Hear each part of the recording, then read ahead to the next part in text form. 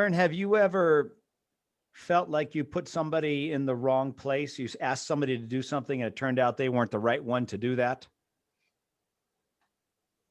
It's Um, like, yeah.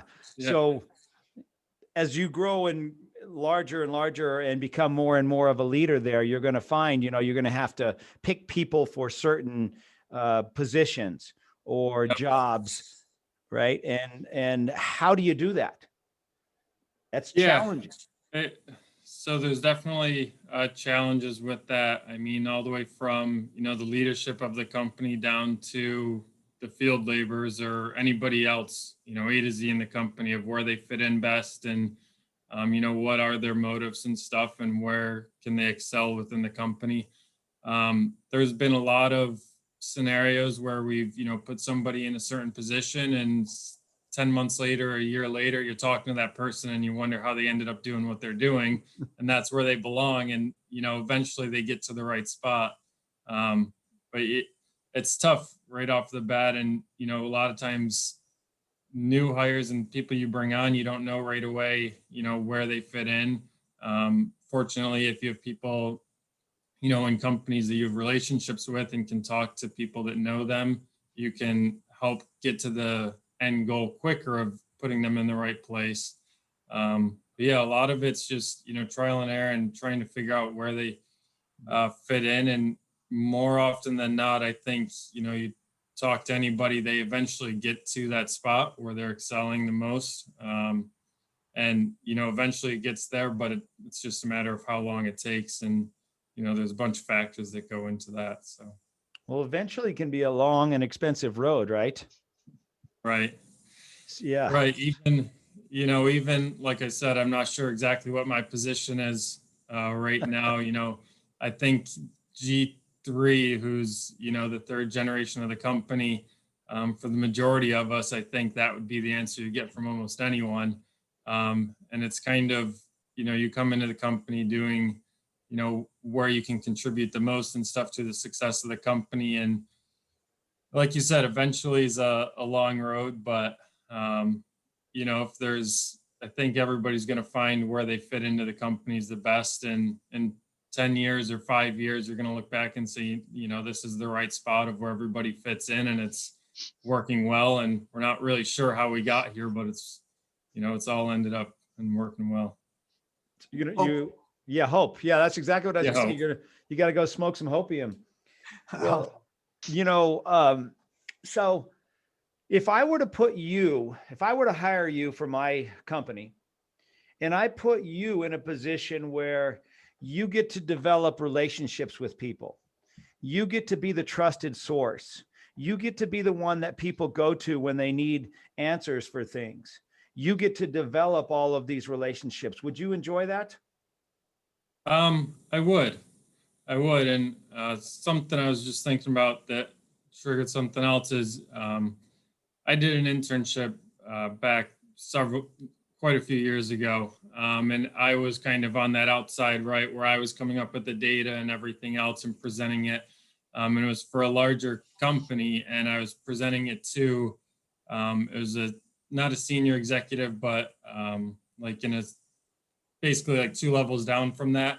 And he basically took all of my information without questioning it, turned it around and presented it to like the executives of the company. And, for me, I'm sitting in my chair shaking, hoping that it's right and everything else. But, from that one action and that one meeting from there on out, he put that level of trust in me that he trusts whatever I'm doing.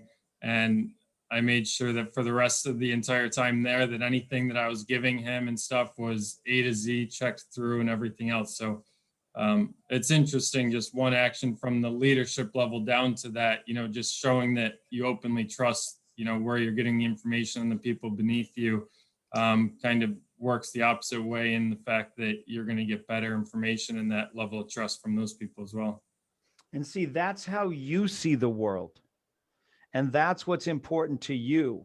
Now, if you know the why, how, and what of all of your family members, all of your team members, everybody in your organization, it will be so much easier for you to create that trusting relationship with them, B, put them in a place where they will have passion for what they do. They'll love what they're doing. Just like I asked you, if I put you in a place where you get to live your why of creating trusting relationships, will you like that? And you're like, yeah, that's what I would love that. Where I can be the trusted source, that's what I want to do.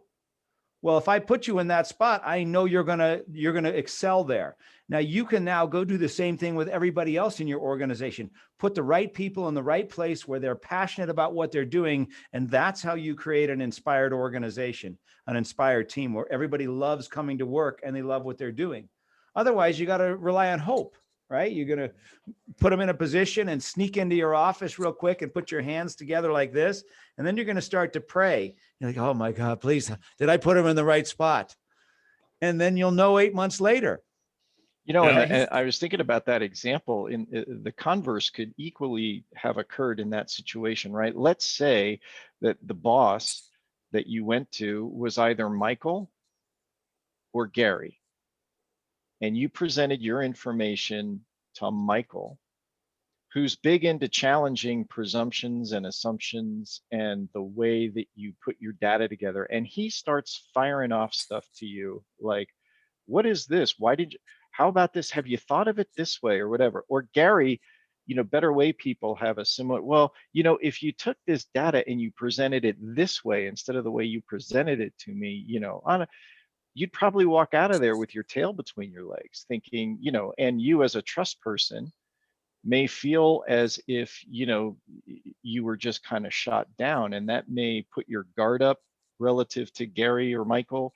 And the relationship is now off, on a negative trajectory that's probably going to take a lot of, working out over time. Whereas if you know this stuff up front about one another, and walking into Michael's office, the chances are very good that whatever you give him, he's going to be looking at it from a different perspective and challenging your assumptions and all the rest of it.